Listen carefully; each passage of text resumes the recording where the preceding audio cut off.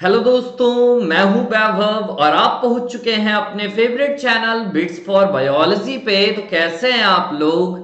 तो NCERT decoding series का आज सेकंड पार्ट है, जिसमें हम लोग बात करने वाले हैं डाइवर्सिटी से रिलेटेड। एनसीईआरटी की दूसरी टॉपिक द लिविंग वर्ल्ड की, diversity in the living world. तो आज हम लोग बच्चों इसके ही बारे में बात करने वाले हैं। तो चलिए स्टार्ट करते हैं। उसके पहले मेरे बारे में कुछ जान सकते हैं आप। और अनअकैडमी प्लस पे अगर सब्सक्रिप्शन लेना है तो एक ही यूनिवर्सल कोड है, कुमार लाइव। चाहे आपके कोई भाई बहन फ्रेंड्स वगैरह जेई का ले रहे हो, यूपीएससी का ले रहे हो, नीट का ले रहे हो, हर जगह ये कोड अप्लाई होता है, कुमार लाइव। तो इस कोड को अप्लाई करना है तो डायरेक्ट यहाँ पे 10% डिस्काउंट मिल जाएगा। ओके, और मेरे से पर्सनल रेफरेंस में बच्चे हमेशा रह सकेंगे। तो चलिए स्टार्ट करते हैं आज का टॉपिक, द लिविंग वर्ल्ड का दूसरा टॉपिक एनसीईआरटी डिकोडिंग सीरीज में। टॉपिक का नाम diversity in the living world. उससे पहले एक बहुत ही खास बात, आज से जो भी हम लोग टॉपिक पढ़ेंगे ना, तो उसके क्वेश्चंस भी आप लगा पाओगे। यहां से डायरेक्ट डिस्क्रिप्शन में टेलीग्राम का लिंक दे रखा है, टेलीग्राम के लिंक पे जाना है, डायरेक्ट वहां डीपीपी 1 भी मिल जाएगी, डीपीपी 2 भी मिल जाएगी। तो ये सेकंड टॉपिक का डीपीपी मिल जाएगा और उसके आंसर्स भी उसमें ही होंगे। तो जो भी हम पढ़ेंगे उसके क्वेश्चंस भी करेंगे, तो ये सबसे बेहतरीन चीज होगी। ओके, तो चलते हैं, स्टार्ट करते हैं diversity in the living world. सबसे पहली चीज आती है डाइवर्सिटी। पूरी की पूरी दुनिया में डाइवर्सिटी है ना। डाइवर्सिटी कहने का मतलब, जैसे मेरे कपड़े का रंग जो है वो ब्लैक है, आपके कपड़े का जो रंग है वो कोई और कलर हो सकता है। तो डाइवर्सिटी है ना, इसमें वैरायटी है ना अलग अलग। तो बस लिविंग वर्ल्ड की भी वैरायटी जो है दुनिया में बहुत ज्यादा है। सबसे पहला क्वेश्चन जो बनता है, इस पूरी दुनिया में सबसे ज्यादा डाइवर्सिटी कहां है, बोलना है ट्रॉपिकल रेन फॉरेस्ट। कहां है भाई, तो ट्रॉपिकल रेन फॉरेस्ट में सबसे ज्यादा डाइवर्सिटी होती है। अब बात आती है ट्रॉपिकल रेन फॉरेस्ट में डाइवर्सिटी ज्यादा क्यों, ऐसा क्या रीजन है कि पूरी दुनिया में सबसे ज्यादा डाइवर्सिटी ट्रॉपिकल रेन फॉरेस्ट में हुई। बहुत सारे रीजन हैं। लंबे समय से कोई इवोल्यूशनरी चेंज वहां नहीं हुआ है, ये पहला रीजन। दूसरा रीजन, इक्वेटर पे है, तो इक्वेटर पे सोलर एनर्जी तो बहुत ज्यादा आएगी, डायरेक्ट सूर्य की रोशनी आती है वहां और सालों भर बारिश होती रहती है। ऐसे कई सारे रीजन हैं जिससे हम बता सकते हैं कि ट्रॉपिकल रेन फॉरेस्ट में डाइवर्सिटी बहुत ही ज्यादा होती है। तो इस पहले पैराग्राफ में यही चीज बताई गई है कि इस पूरी दुनिया में डाइवर्सिटी बहुत ही ज्यादा है। अगर हम बात करें कि हमारे अर्थ पे कितने स्पेसीज को डिस्क्राइब कर लिया गया है और कितने स्पेसीज हम जान चुके हैं, तो वो है 1.7 टू 1.8 मिलियन। ओके, तो एक चीज का ख्याल रखना है इसमें कि इसमें जो डेटा दे रखा है ना, तो इसमें एनिमल का भी डेटा है और इसमें प्लांट का भी डेटा है। मैं एक चीज पूछना चाह रहा हूं, दुनिया में एनिमल ज्यादा होंगे या प्लांट ज्यादा होंगे। याद रखिएगा, दुनिया में स्पेसीज जो ज्यादा होते हैं वो एनिमल के, तो एनिमल के स्पेसीज है 1.2 मिलियन और प्लांट के स्पेसीज हैं 0.5 मिलियन। एक तो डेटा हो गया ये हमारा। लेकिन अगर पूछी जाए ये बात कि total number of species present कितने हैं, क्लास 12th में बायोडाइवर्सिटी में पढ़ेंगे कि टोटल 7 मिलियन के आसपास स्पेसीज हमारे अर्थ पे प्रेजेंट है और जिसमें खोजे गए हैं सिर्फ 1.7 टू 1.8 मिलियन। ये कहना था रॉबर्ट मे का। एक साइंटिस्ट हैं, एक इकोलॉजिस्ट हैं जिनका नाम है रॉबर्ट मे। उन्होंने कहा था कि 7 टू 8 मिलियन स्पेसीज जो हैं हमारे अर्थ पे प्रेजेंट हैं। तो इस बात का ख्याल रखना है। तो हमें तो पता चल गया कि लिविंग ऑर्गेनिज्म की डाइवर्सिटी जो है वो बहुत ज्यादा डाइवर्सिटी होता है। आगे बढ़ते हैं नेक्स्ट। तो टाइप ऑफ ऑर्गेनिज्म हमारे अर्थ पे प्रेजेंट हैं। एक बात का ख्याल रखना है, माना मैं तुम्हारे गार्डन में गया, एक नया जगह था मेरे लिए, मैंने वहां कई स्पीसीज को डिस्कवर किया, फिर कभी भी अगर वहां मुझे जाने का मौका मिला फिर से खोज सकता हूं वहां नया स्पेसीज। तो ये बात याद रखनी है। We should remember here that as we explore new areas and even old ones, new organism are continuously being identified. Okay, तो इसके आगे हम जब चलते हैं, हमने बहुत सारे प्लांट्स, बहुत सारे एनिमल्स इस दुनिया में देखे। हर एक जगह पे वो अपने अपने नाम से बुलाए जाते हैं। जैसे एक सिंपल सा मैं एग्जांपल लूं चाइना रोज का। चाइना रोज जिसे गुड़हल के नाम से बोला जाता है, चाइना रोज सबको मालूम होगा, लेकिन अगर बात करें इसकी तो नाम अलग अलग होते हैं पूरे इंडिया में। कहीं इसे मंडारा नाम से जाना जाता है, तो कहीं पद्माचारिणी नाम से जाना जाता है, तो कहीं जॉबा नाम से जाना जाता है। तो इसको एक स्टैंडार्डाइज करना था, एक पूरी दुनिया में एक जैसा हो, एक स्टैंडर्ड सेट हो इसके लिए कि लोकल नेम्स से नहीं जाने जाएं, हर जगह एक नाम हो। वो नाम रखा गया यूनिवर्सल नेम। तो चाइना रोज का नाम रखा गया हिबिस्कस रोजा साइनेसिस। ओके, तो इस तरह ही एक नाम पूरी दुनिया में दिया गया। एनसीईआरटी ने तो थोड़ा सीक्वेंस आगे पीछे कर दिया है, हमें सीक्वेंस क्या याद रखना है। सबसे पहले किसी का क्या देखोगे, सबसे पहले किसी का कैरेक्टर देखोगे, तो पहले स्टेप को हम क्या बोल सकते हैं, कैरेक्टराइजेशन। तो पहला स्टेप क्या हो गया, कैरेक्टराइजेशन। उसके बाद आइडेंटिफिकेशन, उसके बाद नोमेनक्लेचर, देन क्लासिफिकेशन। ये चार चीजें बहुत इंपॉर्टेंट हैं, कैरेक्टराइजेशन, आइडेंटिफिकेशन, नोमेनक्लेचर और क्लासिफिकेशन। सबके बारे में थोड़ी थोड़ी बातें मैं कर लूं। आइडेंटिफिकेशन, सबसे पहले किसी का जनरल कैरेक्टर देख लेना, वो कलर हो सकता है, वो शेप हो सकता है, वो साइज हो सकता है। उसके बाद चलेंगे हम आइडेंटिफिकेशन, कैरेक्टराइजेशन लगभग सेम है जो जनरल कैरेक्टर्स हमने देखे। उसके बाद नोमेनक्लेचर, किसी ऑर्गेनिज्म का नेमिंग करना उसके आइडेंटिफाइड कैरेक्टर के बेसिस पे। तीसरी चीज जो होगी वो हो जाएगी क्लासिफिकेशन। अब जो भी ऑर्गेनिज्म हमने देखे हैं उनको ग्रुपिंग करना है ऑन द बेसिस ऑफ जो कैरेक्टर, सिमिलर कैरेक्टर हैं उनके बेसिस पर डायरेक्ट उसको ऑर्गेनाइज कर सकते हैं हम लोग। तो बस यही सब बातें हैं जो सीक्वेंस में हमें यहां पर ध्यान रखना है। आगे बढ़ते हैं।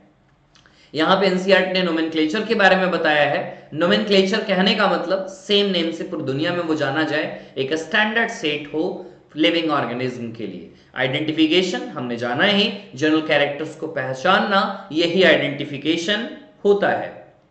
इसके बाद चले हम, अब एक बात यहां पे थी कि साइंटिफिक नेम जो पूरी दुनिया में एक जैसा ही जाना जाए उसके लिए कुछ रूल सेट करने थे, उसके लिए कुछ प्रिंसिपल्स, कुछ क्राइटेरिया सेट करने थे। तो दो किताबें लिखी गई, एक किताब का नाम था आईसीबीएन और एक किताब का नाम था आईसीजेडएन। कई लोग इसे ऑर्गेनाइजेशन समझते हैं जो पूरी तरह से गलत है। आईसीबीएन की बात हो तो international code for botanical nomenclature, और आईसीजेडएन में international code of zoological nomenclature. ये दोनों नाम याद रखने हैं, बहुत ही इंपॉर्टेंट हैं। ये ऑफ और फॉर का जो चक्कर है ना, इसके चक्कर में नहीं पड़ना है कभी, यहां पर ये मिस्टेक एनसीईआरटी में है। ओके, तो दोनों में ऑफ भी डाल सकते हैं, दोनों में फॉर भी डाल सकते हैं, समझ गए। तो उसके डिस्क्रिप्शंस हम यहीं से निकालेंगे।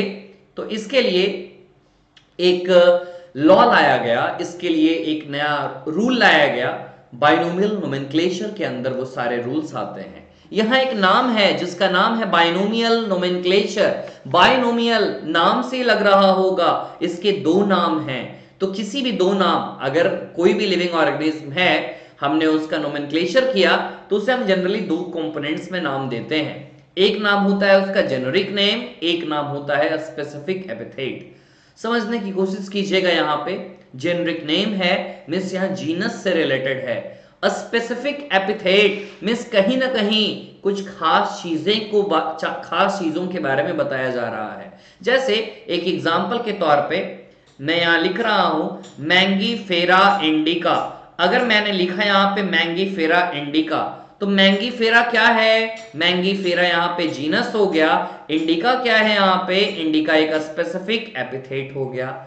क्या इंडिका से कुछ खास चीजों के बारे में पता चल रहा है? बिल्कुल पता चल रहा है। इंडिका बोला गया मींस इंडियन ओरिजिन का है, इसकी ओरिजिन कहां है, इंडियन ओरिजिन, इसलिए हमने नाम यहां पे दिया है इंडिका। तो एक यहां पे जीनस हो गया, एक यहां पे स्पेसिफिक एपिथेट हो गया। तो इन बातों का ख्याल यहां पे रखना है। तो टोटल हम देख चुके, दो नाम है यहां पे मिस बाइनोमियल नोमेनक्लेचर। सबसे पहले किसने दिया था, कैरोलस लिनियस ने दिया था सबसे पहले इसके बारे में। ओके, तो ये दो नाम यहां पे रखे जाएंगे, मैंगीफेरा इंडिका। ये नाम को लिखने के लिए कई सारे रूल्स हैं। आइए कुछ रूल्स के बारे में जानते हैं जो पूरी दुनिया में रूल्स हैं। तो यहां पे हमने देखा मैंगीफेरा इंडिका, तो ये चीज का ख्याल रखना है, मैंगीफेरा जीनस है, इंडिका एक पार्टिकुलर स्पेसीज है। डायरेक्ट एग्जाम में अगर क्वेश्चन आता है कि इंडिका क्या है, इंडिका एक कार भी तो हो सकता है ना, तो वहां पे ये बताना होगा कि मैंगीफेरा इंडिका में इंडिका क्या है, तब बोल सकते हो कि हाँ वो एक पर्टिकुलर स्पीसीज के बारे में बोला जा रहा है। कई सारे यूनिवर्सल रूल्स हैं नोमेनक्लेचर के, आओ देखते हैं जरा रूल्स क्या क्या हैं। सबसे पहला रूल्स कई सारे हैं, एनसीईआरटी ने ओवरऑल 4 से 5 रूल्स दे रखे हैं। सबसे पहली चीज, biological names are generally in Latin. बात आती है जब दुनिया में इतने सारे लैंग्वेजेस थे तो लैटिन लैंग्वेज को ही वेटेज क्यों दिया गया। लैटिन लैंग्वेज एक डेड लैंग्वेज है, कहीं ये एक्सटिंक्ट ना हो जाए पूरी दुनिया से। पहला रीजन डेड लैंग्वेज है, कोई भी इसमें चेंज नहीं किया जा सकता है। दूसरी चीज, लैटिन लैंग्वेज इस दुनिया से खात्मे के कगार पे था, इसलिए बायोलॉजिस्ट को ये चिंता सता रही थी कि पूरी दुनिया से कहीं खत्म ना हो जाए, तो लैटिन लैंग्वेज का इसलिए यहां पे इस्तेमाल किया गया। इनको लिखा जाता है इटैलिक्स में, क्योंकि जैसे कहीं पे अगर कोई नाम लिखा हो तो हम इटैलिक्स में देखते हैं अगर, तो खास पहचान सकते हैं क्या इस पूरे स्लाइड में इटैलिक्स वर्ड है, थोड़ा अलग है, तो लैटिनाइज किया जाता है। चाहे कहीं भी हो, चाहे वो इंडिया से हो, चाहे वो पाकिस्तान से हो, चाहे वो चाइना से हो, लैटिनाइज्ड करना जरूरी है, यही चीज इंपॉर्टेंट है। दूसरे चीज पे चलते हैं, मैंगीफेरा इंडिका। तो जो पहला वर्ड होगा ना, पहले वर्ड को जीनस बोलते हैं और दूसरे वर्ड को स्पेसिफिक एपिथेट बोलते हैं। कई किताबें लिख देती हैं इसको स्पेसिफिक एपिथेट की जगह स्पेसीज, कहना गलत है। मैंगीफेरा इंडिका कंप्लीट एक स्पेसीज है, याद रखना है, और जो इंडिका है तो वो वहां पे एक स्पेसिफिक एपिथेट के कैटेगरी में आता है। तीसरी बात, both the words in biological name, जब हाथ से लिखते हैं हम इसे तो सेपरेटली अंडरलाइन करना होता है। जैसे जो मैंने नाम यहां पर लिखा था कुछ देर पहले, इसको मुझे सेपरेटली अंडरलाइन करना पड़ा क्योंकि ये नोमेनक्लेचर का एक रूल है और ये रूल बहुत ही इंपॉर्टेंट है। अगर हम इसे प्रिंट करेंगे तो प्रिंट करने के बाद हमें इसे इटैलिक्स में प्रिंट करना होगा, क्योंकि हमें इसका ऑरिजिन शो करना है, लैटिन ऑरिजिन। समझ गए? तो एक चीज का ख्याल रखना है, जब हाथ से लिखेंगे तो अंडरलाइन करेंगे और जब वहां पे प्रिंट करेंगे तो इटैलिक्स में वो चीजें वहां पे प्रिंट होंगी, तो इसका ख्याल रखना है।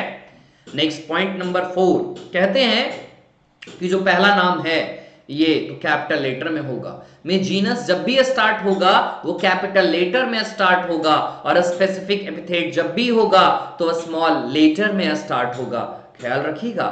आगे, नेम ऑफ द ऑथर। अब एक नाम मैंगीफेरा इंडिका लिन, क्या यहां पे लिन लगा हुआ है? ये ऑथर का नाम है जिसने ये नाम दिया मैंगीफेरा इंडिका लिन। लिन बोले तो इसके बारे में सबसे पहले बताने वाले जो थे वो लिनियस ने इससे डिस्क्राइब किया था इस स्पीसीज के बारे में। इस स्पीसीज का सारा ब्यौरा इनका ही दिया हुआ है, तो लिनियस। तो यहां पर ये नाम याद रखिएगा, इसको क्या बोला जा रहा है? लिनियस। आगे बढ़ते हैं, हमने अभी तक 4 चीज देखे थे अकॉर्डिंग टू एनसीईआरटी अगर बोलें। सबसे पहले कैरेक्टराइजेशन, उसके बाद आइडेंटिफिकेशन, उसके बाद नोमेनक्लेचर और उसके बाद क्लासिफिकेशन। क्लासिफिकेशन आ चुका है, अब हमें ग्रुपिंग करना चाहिए। अब हमें कैटेगरी के अकॉर्डिंग जो भी चीजें सिमिलर कैरेक्टर्स में मिल रही हैं उनको अलग, जो भी मिल रही हैं उनको अलग, दोनों को अलग अलग करना है। नेक्स्ट बात आती है यहाँ पे क्लासिफिकेशन के बारे में। एनसीईआरटी ने बहुत खूबसूरत लिखा है कि classification is the process by which anything is grouped into convenient categories based on some easily observable characters. Okay, तो इस कैरेक्टर्स के बेसिस पे ये चीज करेंगे। अब इसके अलावे जितने भी नाम यहाँ पर दे रखे हैं, यहाँ एग्जाम्पल्स के बेसिस पे समझाई गई हैं चीजें, चाहे कैट हो, चाहे मैमल हो, चाहे वीट हो, चाहे राइस हो, चाहे प्लांट हो, चाहे एनिमल हो, इस दुनिया में जितने भी ये सब चीजें हैं सब एक कन्वीनिएंट कैटेगरी हैं, सबको हम टैक्सा बोलेंगे। ये जब अगली लेक्चर आएगी ना टैक्सोनॉमिकल कैटेगरीज, उसमें ये समझ में आएगी, क्योंकि अगला जो टॉपिक होगा हमारा वो होगा टैक्सोनॉमिक कैटेगरी, तो उसमें टैक्सा अच्छे से समझ में आएगी, टैक्सा आखिर होता क्या है। तो सारी चीज को तो हम टैक्सा बोल रहे हैं। इसके बाद लाइन बहुत अच्छी एक दे रखी है यहाँ पे एनसीईआरटी ने, अगर इस लाइन के बारे में बात करते हैं, ये जो लाइन यहां पर दे रखा है कि एनिमल हो, चाहे मैमल हो, चाहे डॉग हो, represent taxa at different level, means taxa can indicate categories at very different level। थोड़ा समझाने की कोशिश करता हूं इसी लेक्चर में। जैसे kingdom, phylum, class, order, family, genus, species, सब लोग जानते हैं। थोड़ा सा एक मैं एग्जांपल के बेसिस ले लेता हूं, कोई भी एग्जांपल एक ले लेता हूं, 2-3 लिख देता हूं मैं। जैसे किंगडम है तो प्लांटी माना कि हो गया, ठीक है। अगर फाइलम या डिवीजन की मैं अगर बात करता हूं, क्योंकि प्लांट के केस में डिवीजन यूज होता है, तो डिवीजन के केस में माना कि मैं यहाँ एंजियोस्पर्मी को इंक्लूड कर रहा हूं, एंजियोस्पर्मी, और इसमें मैं डाइकॉट को कर रहा हूं। और ऑर्डर की बात करते हैं तो सेपेंडल्स की कर रहा हूं। फैमिली में एनाकार्डियासी आ गया, और यहाँ पे जीनस में मैंगीफेरा आ गया, और इसको बोलना है तो यहाँ पे स्पेसीज में मैंगीफेरा इंडिका आ गया। समझ में तो आ रही होंगी इतनी बातें। जो इस साइड वाला चीज है हम उसको कैटेगरी बोलते हैं, और इस साइड वाला जो चीज है हम उसे टैक्सन कहते हैं। क्या ये बात समझ में आ रही है? Taxa can indicate categories at very different level. तुम देख पा रहे होगे plantae, angiospermae, dicot, sapindales, anacardiaceae, mangifera, अलग अलग टैक्सा अलग अलग कैटेगरी को अलग अलग रिप्रेजेंट कर रहे हैं। जैसे किंगडम में प्लांटी, फाइलम में या डिवीजन में कहें तो एंजियोस्पर्मी, क्लास में डाइकॉट, अलग अलग चीजें हैं ना। तो ये लाइन बहुत खूबसूरत एनसीईआरटी की कि taxa can indicate categories at very different levels. Okay, next आगे बढ़ते हैं। कई सारे फिर आगे चीजों को क्लासिफाई किया गया, एक नया ब्रांच बनाया गया बायोलॉजी में जिसका नाम रखा गया टैक्सोनॉमी। टैक्सोनॉमी को अगर दो टुकड़ों में तोड़ा जाए तो एक पार्ट होता है टैक्सा और एक पार्ट होता है नोमोस। इसका मतलब क्या होता है? जितने भी रूल्स हैं, जितने भी लॉज हैं, उनका अरेंजमेंट करना, यही चीज तो टैक्सोनॉमी है। तो सबसे पहले एक थोड़ा सा पहले वाले टैक्सोनॉमी की तरफ मैं ले चलूं, जिसे क्लासिकल टैक्सोनॉमी कहा जाता था। कौन सी टैक्सोनॉमी? क्लासिकल टैक्सोनॉमी, या उसे कह देते हैं हम ओल्ड सिस्टमैटिक्स कह देते हैं। एक चीज का ख्याल रखना है, सिस्टमैटिक्स का मतलब एक बायोलॉजी की बहुत बड़ी ब्रांच हो गई जिसके अंदर हम टैक्सोनॉमी को भी रख सकते हैं। ओके, टैक्सोनॉमी में अगर बात करें तो टैक्सोनॉमी में 3 चीजों की स्टडी होती है, आइडेंटिफिकेशन, नोमेनक्लेचर और क्लासिफिकेशन। तो अगर हम बात बोल रहे हैं सिस्टमैटिक्स, तो टैक्सोनॉमी से भी ऊपर वाली ब्रांच हो गई जिसमें ये सब की तो स्टडी करेंगे ही करेंगे, बाकी जितने भी ऑर्गेनिज्म है ना, सबके बीच जो रिलेशनशिप है उसकी बात करते हैं हम सिस्टमैटिक्स में। ओके, तो सबसे पहले अगर मैं बोलूं ओल्ड सिस्टमैटिक्स क्या होता है, मिस पुराने ढर्रे की जो सिस्टमैटिक्स थी, जो लीनियस ने दी थी, या फादर ऑफ टैक्सोनॉमी भी कहें वो भी लीनियस है। Father of plant taxonomy Linnaeus, father of animal taxonomy Linnaeus. Old systematics किसने दिया? लीनियस। ओल्ड सिस्टमैटिक्स क्या था? लीनियस को बहुत ज्यादा कुछ तो मालूम था नहीं, लीनियस ने सिर्फ मॉर्फोलॉजी देखा। जब कभी भी आगे हम आर्टिफिशियल पढ़ेंगे वहां पे भी सिर्फ मॉर्फोलॉजी का ही जिक्र हुआ है। लीनियस ने जब भी देखा मॉर्फोलॉजी ही देखा, चाहे वो रूट हो सकता है, चाहे वो स्टेम हो सकता है, चाहे वो लीफ हो सकता है, चाहे वो फ्लावर हो सकता है। कभी भी लीनियस ने इंटरनल कैरेक्टर्स को नहीं देखा।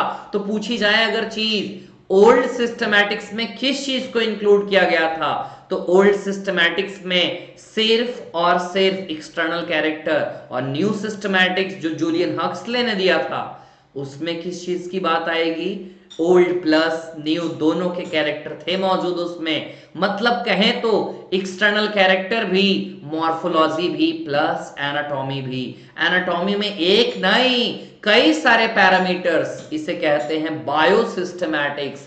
देखते हैं एनसीईआरटी से बताई है मॉडर्न टैक्सोनॉमी के बारे में, इसमें क्या क्या चीजें आती हैं। तो external and internal structure along with the structure of cell, development process and ecological information of organism, ये सब चीजें जो हैं मॉडर्न टैक्सोनॉमिक स्टडीज की बेसिस हैं।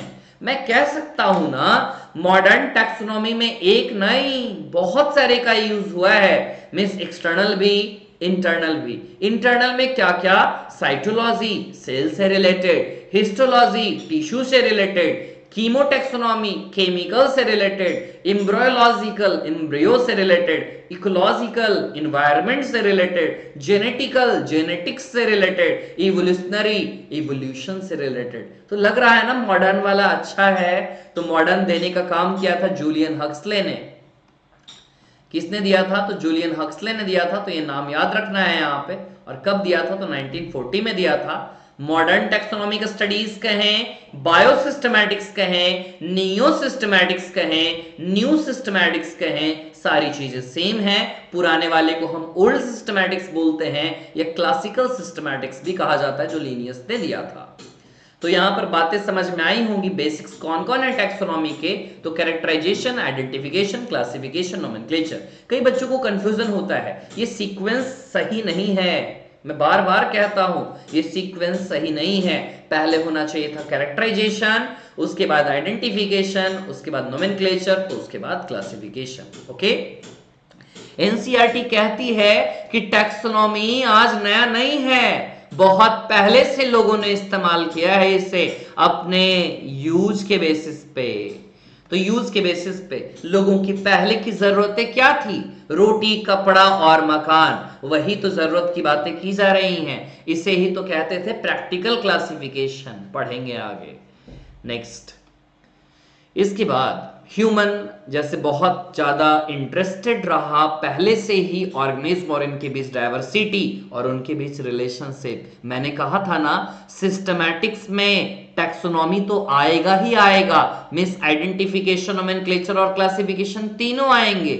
इसके बीच जो रिलेशनशिप की बातें की जाती हैं वो सिस्टमैटिक्स में ही की जाती हैं। लीनियस ने ही दिया था ओल्ड सिस्टमैटिक्स। ध्यान से सुनना है। लीनियस अपने जमाने का एक बेताज बादशाह, मिस लीनियस की ही बातें चलती थी। जैसे अपने जमाने में डार्विन, वैसे ही अपने जमाने में लीनियस। मिस इस टाइम पे जो भी चीजें लीनियस ने बोली थी वो बातें दुनिया ने सच मानी थी। समझ गए? मैं अगर बताऊं तो बाइनोमियल नोमेनक्लेचर प्रपोज तो सबसे पहली बार बॉहिन ने किया था, लेकिन बाई चांस बॉहिन मर गए, उतनी तो ख्याति नहीं मिली, उतना नाम नहीं मिला। लेकिन उसके बाद लीनियस ने जितने भी साइंटिस्ट जो उस समय मर चुके थे और उनके जो भी एक्सपेरिमेंट थे, उन एक्सपेरिमेंट्स पे फिर से काम किया था लीनियस ने, और फिर बाइनोमियल नोमेनक्लेचर आया। तो कहते हैं बाइनोमियल नोमेनक्लेचर तो प्रपोज किया था बॉहिन ने, लेकिन दिया हुआ या फाउंडर कहें तो लीनियस ही फाउंडर होते हैं। सिस्टमैटिक्स टुकड़ों में तोड़ते हैं इसे। तो सिस्टमैटिक्स कौन से वर्ड से आया? सिस्टेमा वर्ड से आया। सिस्टेमा का मतलब क्या होता है? किसी भी ऑर्गेनिज्म का सिस्टमैटिक अरेंजमेंट करना on the basis of relationship. Similarities मिल रही हैं, एक जगह पे कैटेगराइज कर दो, सिस्टमैटिक अरेंजमेंट कर दो। लीनियस की बहुत ही शानदार किताब का नाम सिस्टेमा नेचुरी। इसका 10th एडिशन जो था ना वो रातों रात बिक गया, इतना ज्यादा पॉपुलर था ये लीनियस का किताब सिस्टेमा नेचुरी, टाइटल ऑफ हिज पब्लिकेशन। बहुत ही शानदार किताब है ये। इसमें एनिमल्स का चर्चा है, ये बात याद रखना है, इसमें एनिमल्स का चर्चा है।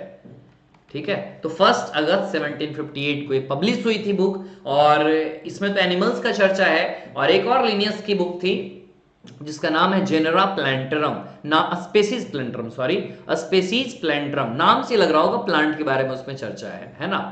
तो देखो ना, एनसीईआरटी ने लिखा है ना, सिस्टमैटिक्स क्या क्या इंक्लूड करता है? Identification, nomenclature and classification. Systematics और क्या? रिलेशनशिप भी देखता है ऑर्गेनिज्म के बीच का। बहुत कुछ लिखा है एनसीईआरटी ने, बस समझना है हमें अच्छे से।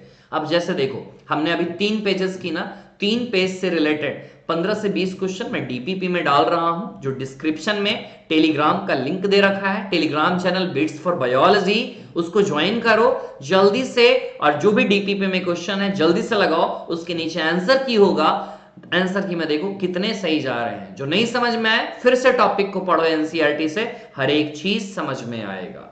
समझ गए? और मुझसे अगर लाइव पढ़ना चाहते हो तो अनअकैडमी पे लाइव पढ़ सकते हो। अनअकैडमी इंडिया की सबसे बेहतरीन प्लेटफॉर्म है अगर ऑनलाइन लाइव क्लासेस की बात की जाए।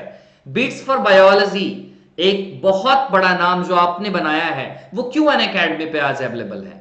क्योंकि वो आपके चलते, आपसे इंटरेक्शन मेरा अच्छा हो पाए, इसलिए बिट्स फॉर बायोलॉजी आज अनअकैडमी के साथ कोलैबोरेशन में है। ओके, क्योंकि अनअकैडमी एक बहुत ही बेहतरीन प्लेटफॉर्म है, फीचर्स कई सारे। जैसे देखो ना, अपने घर से लाइव पढ़ सकते हो, अनलिमिटेड एक्सेस मिलता है अनअकैडमी के जितने भी कोर्सेस हैं। जैसे नेटफ्लिक्स का सब्सक्रिप्शन एक बार ले लिए, अनलिमिटेड स्ट्रीम कर सकते हैं, अनलिमिटेड मूवीज देख सकते हैं। वैसे ही लाइव क्लासेस तो कर ही सकते हो, लाइव क्लासेस अगर छूट जाती है ना, रिकॉर्डेड वीडियोस भी अवेलेबल हैं, प्रैक्टिस कर सकते हो, हजारों क्वेश्चन का कलेक्शन है वहां पे। इसके अलावे बैच कोर्सेस होते हैं, हर एक बच्चा यहाँ A1 बैच में पढ़ेगा। ये कोटा और दिल्ली की बात नहीं है कि जो टॉपर बच्चे हैं वही टॉपर टीचर से पढ़ेंगे, ऐसा नहीं, हर एक बच्चा। क्योंकि मेरे समझ में क्या है ना, कि अगर टॉपर बच्चा है ना तो उसे टॉपर टीचर की जरूरत नहीं होती, वो टॉप कर ही जाएगा कहीं ना कहीं। एक एवरेज बच्चे को जरूरत होती है एक टॉपर टीचर की, वो मिलती है अनअकैडमी पे, मेंटरशिप और गाइडेंस मिलता है। तुम एक बार अनअकैडमी पे आओगे, जब तक कि मेडिकल कॉलेज नहीं पहुंच जाओगे तब तक तुम्हारा मेंटर मैं रहूंगा। इसके अलावे पीडीएफ फॉर्मेट में तुम्हें मिलता जाएगा स्टडी मटेरियल्स, जो मेरे स्टडी मटेरियल्स हैं वो भी मिलेंगे, सारे एडुकेटर्स के मिलेंगे। लाइव टेस्ट सीरीज होती है हर एक संडे को, तुम देख पाओगे ऑल इंडिया में कहां स्टैंड कर पा रहे हो तुम।